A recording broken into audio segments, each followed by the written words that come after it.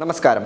വ്യത്യസ്തമായ ഭാഷാശൈലി കൊണ്ടും മുഖം നോക്കാതെയുള്ള ന്യൂസ് റിപ്പോർട്ടിംഗ് രീതി കൊണ്ടും മലയാളികൾ ഏറ്റെടുത്ത ഓൺലൈൻ വാർത്താ ചാനലാണ് മറുനാടൻ മലയാളി. അതിലെ അവതാരകനായ ഷാജൻ സ്കറിയയും മലയാളികൾക്ക് സുപരിചിതനാണ്. ഈ കഴിഞ്ഞ ദിവസങ്ങളിൽ നമ്മൾ അദ്ദേഹത്തെ പറ്റിയും വാർത്ത ചെയ്തിട്ടുണ്ട്.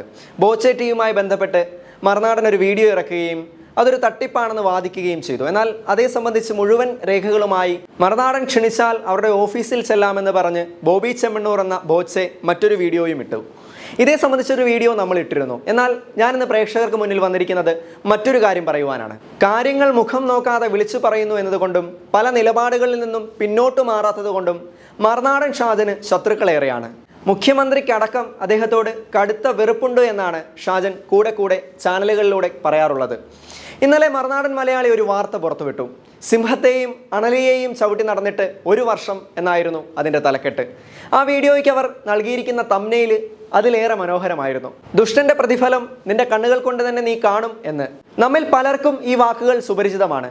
വിശുദ്ധ ബൈബിളിലെ സങ്കീർത്തനം 91 വാക്യങ്ങളാണിവ. കർത്താവിൻ്റെ സംരക്ഷണത്തെക്കുറിച്ചാണ് ബൈബിൾ അവിടെ പ്രതിപാദിക്കുന്നത്. സൃഷ്ടിയോടുള്ള സൃഷ്ടാവിൻ്റെ കരുതലാണ് 91 സങ്കീർത്തനത്തിൽ പറയുന്നത്. ഷാജൻ സ്കറിയ ഈ വാർത്തയിൽ മറുനാടൻ പ്രേക്ഷകരോട് പങ്കുവയ്ക്കുന്നത് ഇപ്രകാരമാണ്. അദ്ദേഹത്തിനെതിരെ മറുനാടൻ വാർത്താ ചാനലിനെതിരെ കേസും വെല്ലുവിളികളും പൊല്ലാപ്പുമൊക്കെയായി പോലീസിൻ്റെ നരയാട്ട്, ഇങ്ങനെ തന്നെയാണ് അദ്ദേഹം പറഞ്ഞിരിക്കുന്നത്, പോലീസിൻ്റെ നരയാട്ട് നടന്നിട്ട് ഇന്നേക്ക് 1 വർഷമായി എന്ന്.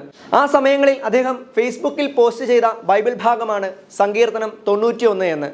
നമുക്കറിയാം, ഫേസ്ബുക്ക് നമ്മുടെ മെമ്മറികളെ അഥവാ നമ്മൾ പങ്കുവയ്ക്കാറുള്ള പോസ്റ്റുകളെ വർഷങ്ങൾക്കിപ്പുറം ഓർമ്മിപ്പിക്കും, അല്ലേ?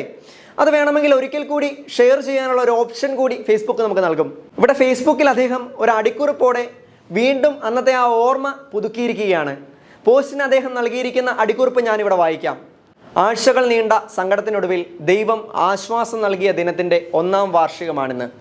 അൻവറിൻ്റെയും വിജയൻ്റെയും അധികാരത്തിന് മുകളിലാണ് ദൈവത്തിൻ്റെ കരങ്ങളെന്ന് തെളിഞ്ഞ ദിനം. മീഡിയ 1ഉം 24ഉം പൊട്ടിക്കരഞ്ഞ ദിനം. വർഗീയ കോമരങ്ങൾക്ക് നെഞ്ചു പൊട്ടിയ ദിനം. എനിക്കിപ്പോഴും വിശ്വസിക്കാനാവുന്നില്ല പഴയ പോരാട്ടം ഇപ്പോഴും തുടരാൻ കഴിയുന്നുവെന്ന്. സുപ്രീം കോടതി വിധിക്ക് ശേഷം ഞാൻ ഷെയർ ചെയ്ത 91 സങ്കീർത്തനം വീണ്ടും ഓർമ്മിപ്പിച്ച ഫേസ്ബുക്കിന് നന്ദി. ഈ അടിക്കുറിപ്പോടെ അദ്ദേഹം തൻ്റെ ഫേസ്ബുക്കിൽ സങ്കീർത്തന ഭാഗം പോസ്റ്റ് ചെയ്തിരിക്കുകയാണ്. ഇവിടം കൊണ്ട് തീരുന്നില്ല.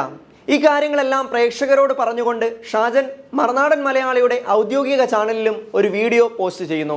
വീഡിയോയിൽ ആ സങ്കീർത്തന ഭാഗങ്ങൾ, തനിക്ക് വിജയം നൽകുന്ന ആ തൻ്റെ സൃഷ്ടാവിൻ്റെ സംരക്ഷണത്തെക്കുറിച്ചുള്ള ഭാഗങ്ങൾ വായിക്കാനും അദ്ദേഹം മറന്നില്ല. അത്യുന്നതന്റെ സംരക്ഷണത്തിൽ വസിക്കുന്നവനും സർവശക്തന്റെ തണലിൽ കഴിയുന്നവനും കർത്താവിനോട് എൻ്റെ സങ്കേതവും എൻ്റെ കോട്ടയും ഞാൻ ആശ്രയിക്കുന്ന എൻ്റെ ദൈവവും എന്ന് പറയും. വളരെ ആശ്ചര്യമായിരിക്കുന്നു, അല്ലേ?